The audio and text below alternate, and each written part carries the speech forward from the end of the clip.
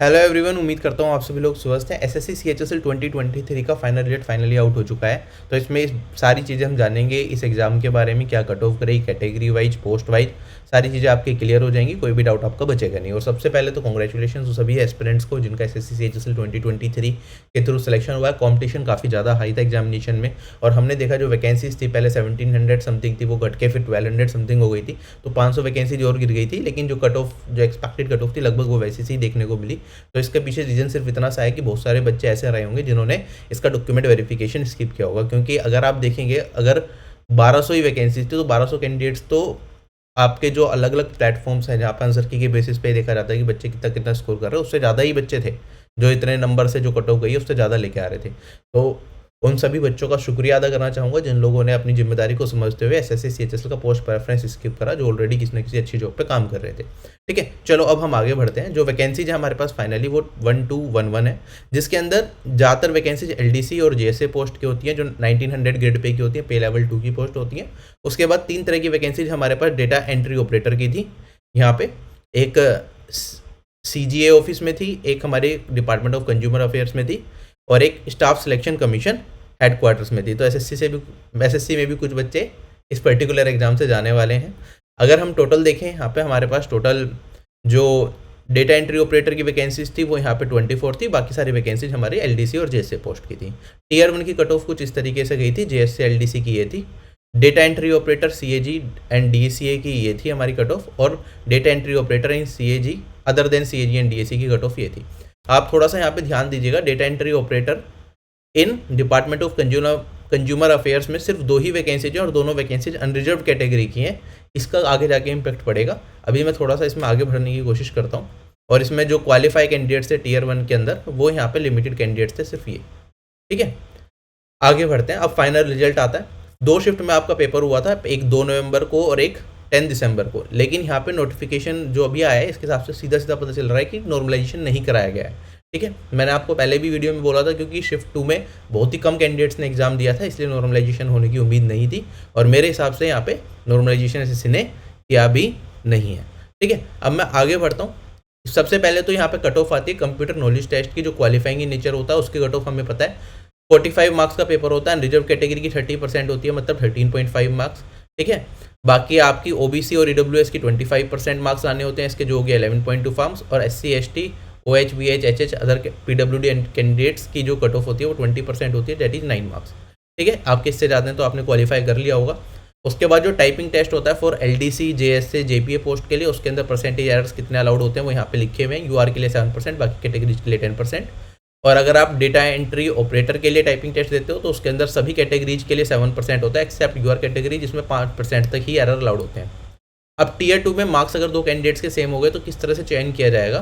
ठीक है, सबसे पहले देखा जाएगा सेक्शन 1 में किसके मार्क्स ज़्यादा हैं तो उसे प्रायोरिटी दी जाएगी। उसके बाद सेकंड केस में डेट ऑफ बर्थ जो बड़ा कैंडिडेट होगा उसे प्रायोरिटी दी जाएगी, और थर्ड केस में अल्फाबेटिकल ऑर्डर ऑफ नेम्स। तो जब रिजल्ट आता है तो उसमें ये सारी चीज़ें भी मेंशन होती हैं जो कट ऑफ होती है उसके बराबर में। तो मेन तो कट ऑफ मार्क्स ही होते हैं जो हमें देखने होते हैं। ठीक है, जो डॉक्यूमेंट वेरिफिकेशन है वो यूजर डिपार्टमेंट के द्वारा ही कराया जाएगा। टोटल हमारे पास ये 1211 वैकेंसीज है, सारी की सारी वैकेंसीज फिल हो गई हैं। कितने कैंडिडेट्स ने अनरिजर्व कैटेगरी पर सिलेक्शन लिया वो आप यहाँ पे देख सकते हैं, और बाकी हॉरिजॉन्टल रिजर्वेशन वाला डेटा आप इस तरीके से देख सकते हैं कैसे कैसे अलॉटमेंट हुआ है। ठीक है, 5 कैंडिडेट्स को डिबार किया है, 6 कैंडिडेट्स का रिजल्ट रोका गया है। ठीक है, अभी फाइनल आंसर की कुछ दिन में एसएससी रिलीज कर देगा। ठीक है, तो वो आपको तब पता चल जाएगी। अभी डिटेल्ड मार्क्स आंसर की वगैरह नहीं आए हैं। फाइनल आंसर की ये बेसिस पे ही आपका रिजल्ट डिक्लेयर किया जाएगा। कोई रिजर्व लिस्ट नहीं है, कोई वेटिंग लिस्ट नहीं है। अगर मैं बात करता हूँ जो फाइनल कट ऑफ गई है हमारी अनरिजर्व कैटेगरी की, जो मिनिमम कट ऑफ है आप इसे 293 मान के चलिए। 278 कट ऑफ गई है एक पर्टिकुलर पोस्ट के लिए जिसमें सिर्फ 2 वैकेंसी थी, और उसके बाद सीधी जो सेकंड नंबर पे कट ऑफ जा रही है वो 293 है। अब ये किस तरीके से गई है ये मुझे भी थोड़ा समझना पड़ेगा। डिपार्टमेंट ऑफ कंज्यूमर अफेयर्स में डेटा एंट्री ऑपरेटर की जो कट ऑफ है, मैं बता रहा था आपको अभी 2 ही वैकेंसी थी, उसकी इतनी कम गई है, और ये किस तरीके से हुआ ये थोड़ा सा इस पर आइडिया लगाना पड़ेगा, अभी डिटेल में एनालिसिस करना पड़ेगा। लेकिन अभी फिलहाल मैं आगे बढ़ता हूँ। जो आप मिनिमम कट ऑफ मान के चलें रिजर्व कैटेगरी से वो 293 मार्क्स है। इसके बाद के मार्क्स वाले बच्चों का सिलेक्शन हुआ है मैक्सिमम का। उसके बाद ओबीसी कैटेगरी से 290 मार्क्स गई है लगभग, ईडब्ल्यूएस से 293 यूआर के बराबर ही चली गई, एससी कैटेगरी से 280 मार्क्स गई है, और एसटी कैटेगरी से 268 मार्क्स। जो मैंने कट ऑफ का एनालिसिस किया था लगभग वैसे सी कट ऑफ गई है, लेकिन ऑल्दो जब मैं एनालिसिस कर रहा था मैं 1700 कैंडिडेट्स को लेकर चल रहा था, यहाँ पे 1200 कैंडिडेट्स हैं, फिर भी चीज़ें बिल्कुल सही जा रही हैं। तो ये इस चीज़ की खुशी है कि जिन लोगों ने कट ऑफ एनालिसिस देखा, जिनको लग रहा था कि उनका लिस्ट में नाम आ जाएगा, फाइनली उनका लिस्ट में अब नाम उन्होंने देख लिया होगा, तो वो अब खुशी मना सकते हैं। तो congratulations again from my side.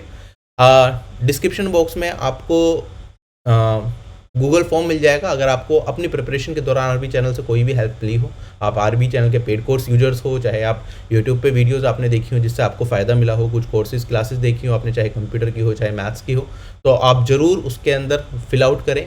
ये हमारे लिए भी एक मोटिवेशन का काम करता है। और टेस्टिमोनियल्स भी मैं टेलीग्राम चैनल पर जो भी एस्पिरेंट्स के अच्छे होंगे वो शेयर किए जाएंगे, जिससे कि आप देख पाएँ। आगे मैं बढ़ता हूँ। अब मैं एक बार आपको रिजल्ट डिटेल में दिखा देता हूँ कि रिजल्ट किस तरीके से चला है। आप देखेंगे यहाँ पे ये सारे डिपार्टमेंट्स हैं, ठीक है। पोस्ट कोड यहाँ पे कौन सी पोस्ट है, डिपार्टमेंट, और कैटेगरी वाइज यहाँ पे कट ऑफ दिख जाएगी। जब से सबसे पहले यहाँ पे यूआर कैटेगरी की देखी गई है। डिपार्टमेंट ऑफ कंज्यूमर अफेयर्स में यहाँ पे जो कट ऑफ है सिर्फ 2 ही वैकेंसी थी, 278 है। अब ये किस तरीके से गई है ये थोड़ा सा समझना पड़ेगा, क्योंकि ये थोड़ा अलग सा हो गया। क्योंकि अगर हम देखें ओबीसी कैटेगरी की मिनिमम कट ऑफ 290 मार्क्स है, ईडब्ल्यूएस कैटेगरी की अभी हम देखेंगे वो 293 है। यूआर की भी अगर सेकंड कट पोस्ट देखूं मैं जिसकी कट ऑफ गई है वो 293 मार्क्स गई है। 278 कैसे गई है ये समझना पड़ेगा। चलो मैं आगे बढ़ता हूँ, अभी इसमें नहीं जाते हैं। Ministry of labour and employment में जो मिनिमम कट ऑफ है 293, फिर 293 चल रही है, और मैक्सिमम कट ऑफ जो अनरिजर्व कैटेगरी से गई है वो स्टाफ सिलेक्शन कमीशन में गई है, और वो कितने मार्क्स गई है, 319 मार्क्स, ठीक है। लोगों ने प्रायोरिटी पे एसएससी को ही रखा है। अब वहाँ जाके वो किस तरीके से काम करते हैं ये देखने को मिलेगा। बाकी उम्मीद है कि आप लोग सेलेक्ट होकर जा रहे हो, आपने पता है एस्पिरेंट ने आप लोगों ने क्या क्या झेला है।